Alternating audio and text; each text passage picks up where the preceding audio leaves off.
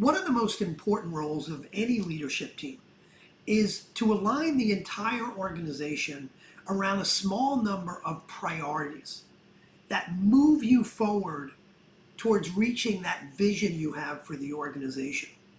And I think one of the most important time frames to look at is 90 days, 1 quarter, because in a quarter, the world's not going to change very much. And there's also a sense of urgency, a real sense of urgency to get something done.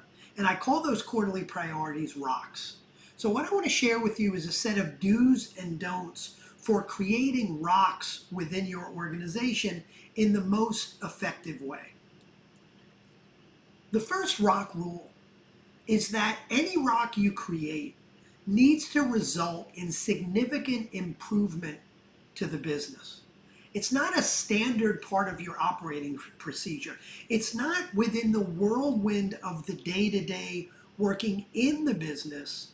A rock is about what you're doing to work on the business to improve the business. Rock rule number 2. Any rock you create should align with the future vision of your organization. How does the rock move you closer to your 3-year vision? How does it move you closer to your 1-year priorities and your financial targets? Rock rule number 3. Again, a rock is a small number of priorities for the quarter. If you say we've got these 12 rocks for the quarter, well, if everything's a priority, nothing's a priority. So a true rock is going to be within the top 5 most important things that you need to do to move things forward right now this quarter.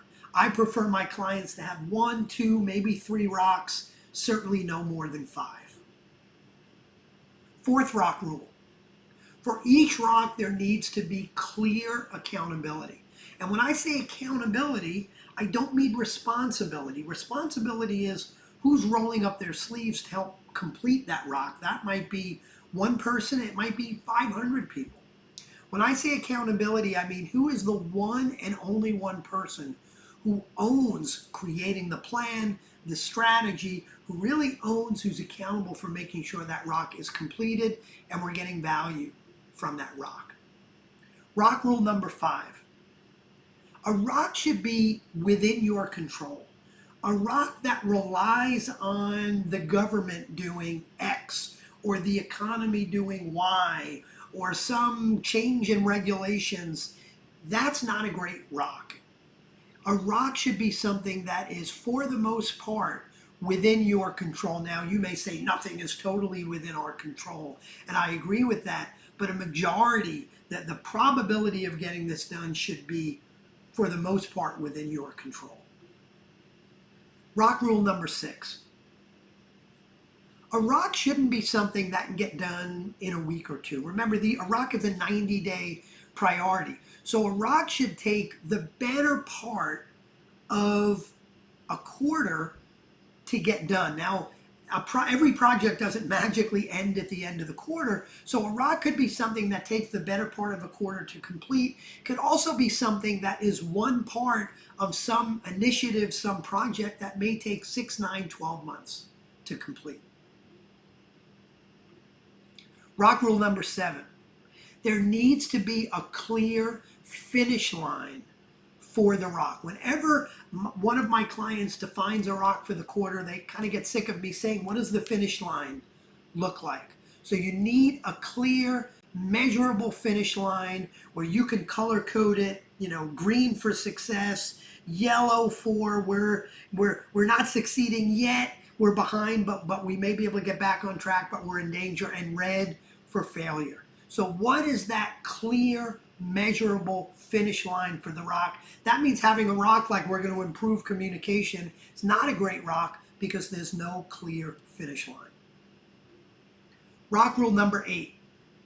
And this again, it gets back to the finish line, but I'm going to be more specific. It's easy for a finish line to be, well, the finish line is, I'm going to get these 5 things done. Well, the problem with that is, in a lot of cases, there's a chance you may get these 5 things done, but there's no real value to the organization. You may get 5 things done to create a great leadership development program, But if nobody is participating in that program, or if people are participating in that program, but it's not increasing their productivity or employee retention or talent density, if it's not having any measurable value, then it wasn't worth doing. So the finish line for a rock should be outcome driven, not task driven. And then lastly, there should be a clear differentiator between what I call company rocks and department rocks.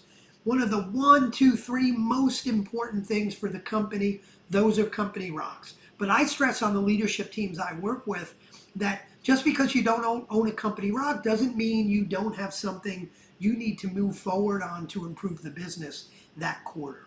In that case, each department head, each owner of functional accountability within an organization should have at least one, no more than 2 rocks they're moving forward. Those are called department rocks. They're not as important as company rocks, but they're still important to move forward. And the reason we do that is if you take all of those and call them rocks, you wind up with 15 or 20 rocks. And again, if everything's a priority, nothing is a priority. But if you separate company rocks from department rocks, you can truly say, number one, this is most important to the company. And number two, you've got to set a priority. So if somebody is falling behind in their company rocks, you might have to let your department rock go to jump in and help them with their company rock. So a big mistake I see is leadership teams just create a whole bunch of rocks for every individual. And again, it looks like everything is important. And there's no real true prioritization. So 9 rock rules. I know 10 is more of an even number. I'll probably come up with a 10th at some point. But 9 rock rules that I hope help you create your rocks in your next quarterly planning session with your team.